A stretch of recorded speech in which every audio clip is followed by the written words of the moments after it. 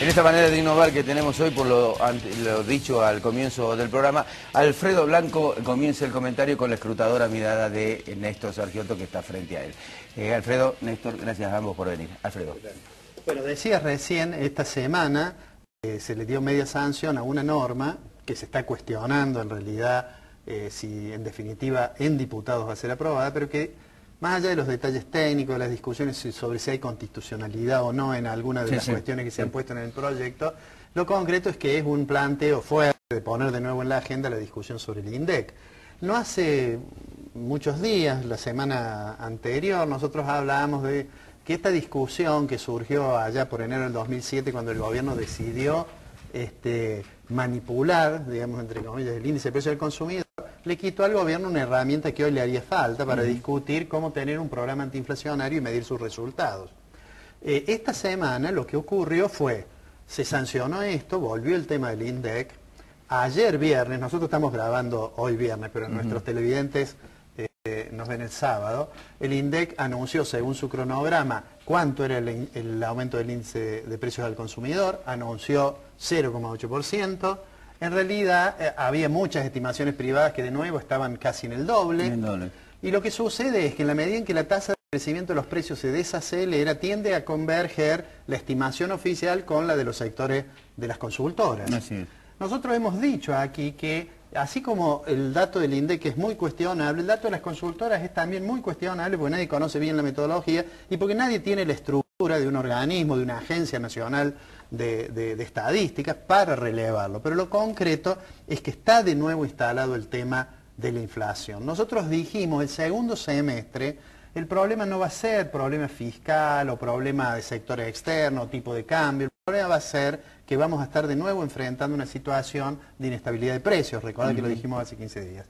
Bueno, en eso estamos. En esta semana, como si hiciera falta una prueba más en alguna medida, la impotencia del gobierno en materia de control del nivel de la inflación, bueno, trascendió de que dice, bueno, vamos a utilizar la ley de abastecimiento. Sí. Es decir, a través de un cable prácticamente oficial de la agencia TELAM, se dijo, la Secretaría de Comercio va a aplicar la ley de abastecimiento. Hagamos una breve digresión para decir, la ley de abastecimiento es una ley que se sancionó en el año 74. Por entonces el ministro de Economía era un empresario nacional muy importante, vinculado a la entonces Confederación General Económica, José Bergelbach. Pero se sancionó en el contexto de una política económica que había establecido un sistema de precios administrados, un control de precios bastante importante. Durante el periodo donde estuvo en auge esta idea de la desregulación, en realidad un decreto virtualmente dejó sin efecto la ley de abastecimiento, un decreto que además tuvo ratificación parlamentaria. Sin embargo, se ha utilizado la ley. Si hacemos un breve ejercicio de memoria, ¿recuerdan la disputa con Shell por los combustibles? Sí. En aquella oportunidad el gobierno le aplicó a Shell sanciones por haber aumentado los precios. Y ahora, este resurgir de la intención de aplicación de la ley de abastecimiento, que digamos que no solamente prevé multas, prevé hasta la posibilidad de detener a alguien que tenga una conducta que se considere que está fuera del marco legal. Digo, ahora también la preocupación parece ser los combustibles y seguramente cualquiera de nuestros televidentes que haya pasado por el surtidor en las últimas semanas habrá visto que la variación de precios en los combustibles, en las naftas, en el gasoil, etcétera, ha sido muy alta. ¿Qué es lo que es esto? Acá surgen dos miradas que yo creo que son equivocadas. Los que dicen, no se puede controlar los precios, digamos, con una cierta relato de que los mercados son los que resuelven los problemas. Y los que se creen que se puede controlar todos los precios y de cualquier forma. Me parece que la verdad, con muchas cosas, Ricardo, está en el medio. Si uno busca controles de precios, va a encontrar, digamos, tan lejos en el pasado como en Roma, digamos. Hay un famoso edicto de un emperador de la dinastía de los Claudios, Diocleciano, que fijó todos los precios, porque tenía problemas con la inflación, digamos. Yo no sé cómo terminó Diocleciano su mandato, lo que sí sé que no le dio resultado lo de los precios.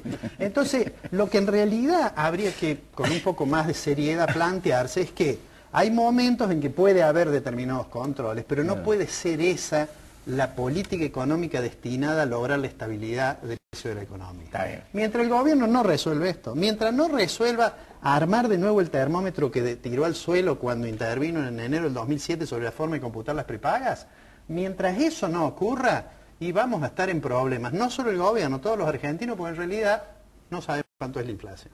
Lo que sí saben quiénes, más o menos cuánto es lo que han ganado en materia de sector, es el sector agropecuario, el sector sojero.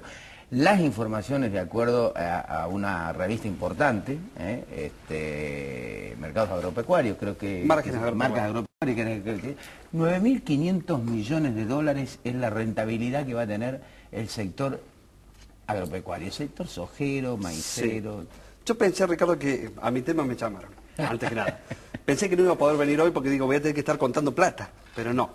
No va mal, gordito. No, sí, digamos que no me va mal, especialmente en ese plano.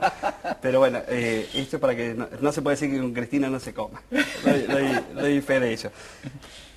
Pero no, me parece que se les fue un poquito... Acá vamos al punto. Sí. Márgenes Agropecuarios es una revista de mucho prestigio, que tiene mucha trayectoria y se la sigue justamente por eso, porque estima los márgenes agropecuarios. Es el INDEC, sin ser del gobierno, ni mucho menos, pero, digamos, uno quiere saber más o menos cómo son los márgenes de soja en Lincoln o en Pergamino y te calcula una correcta amortización del valor de la tierra, de los insumos, la perspectiva de precios que puedes tener y te saca el margen.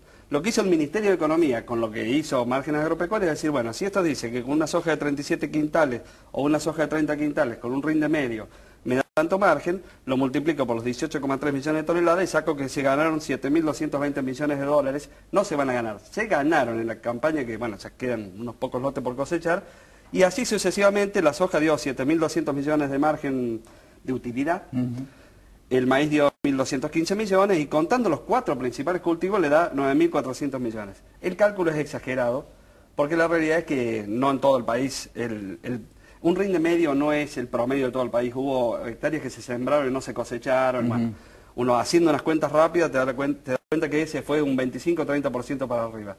Lo que sí es interesante de este estudio es que, bueno, hablando como vos te decías, generalmente también cuando uno escucha a los dirigentes rurales, también se le va la mano, pero para abajo. Y termina siendo, Roblet decía que cada 100 dólares que recibía que producía el productor le quedaban 5. Entonces para comprarte una chata tenés que tener 2 millones de producción, 2 millones de pesos de producción para comprarte una chata de 100.000 pesos. Para comprarte una casa tenés que tener como 10 millones de producción. Y creo que hay productores que se han comprado casa y han cambiado la chata. Pero bueno, la cuestión es que entre una cosa y la otra, lo que sí es interesante es que cuando uno ve que con la misma metodología aplicada al año anterior, hace un año el margen era 4.900 millones, o sea, casi la mitad. Y hace 2 años era 8.500 millones de dólares. O sea que hace 2 años, que fue un muy buen año, le daba, usando la misma metodología, algo menos que ahora. El resultado es que efectivamente el campo este año tiene un margen que, como te decía también en una entrevista que me hacías hace unos días, estamos en un sector altamente expuesto al riesgo. Si no, preguntarle a los productores rusos este año, o a los productores australianos hace 2 años, o a los canadienses el año pasado. Normalmente este sector, si no saca diferencia en los años que viene bien, no zafa en los años que viene mal. La volatilidad del clima, el calentamiento global y la volatilidad de los mercados se combinan de tal forma que es un sector que tiene que hacer normalmente es una inversión de mucho riesgo. De hecho, el año pasado, por ejemplo, toda la producción del campo, hace 2 años tuvo un valor de 70.000 millones de pesos, la producción a nivel de productor. En un año, con un año de una sequía muy grande que afectó sobre todo al trigo y al girasol, pero también un poco al maíz y a la soja, se bajó a 40.000 millones de pesos. Y este año vuelve a 70.000 millones de pesos. O sea que un productor o un campo que tiene una tecnología que no es que un año aprendió, el otro año se olvidó, simplemente le varió un poquito los mercados internacionales y el clima y se le cae la mitad de la producción, del valor de la producción. O sea, es normal que gane plata el campo, este año ganó mucho más. Y especialmente quienes intervienen sobre este sector, sea porque venden maquinaria agrícola, sea porque venden camionetas, sean porque le compran al campo, sea porque cobran impuestos. Y bueno, es bueno que tengan en cuenta que hay más dinero en juego. No podemos ir al corte sin preguntarle qué datos tenés con respecto a los posicionamientos de los dirigentes de cara a 2011. Claro, porque antes de empezar el programa ya le decía, Ricardo, yo sé en manos de quién está la resolución de esta elección del año que viene. A ver. tanto a nivel nacional como a nivel provincial, en el fondo está en manos de una niña, y no me refiero a Olga Riotort. Ya, claro, por las dudas. Está en manos de una niña, que es concretamente el factor climático va a ser decisivo en los grandes números que maneje el gobierno el año que viene.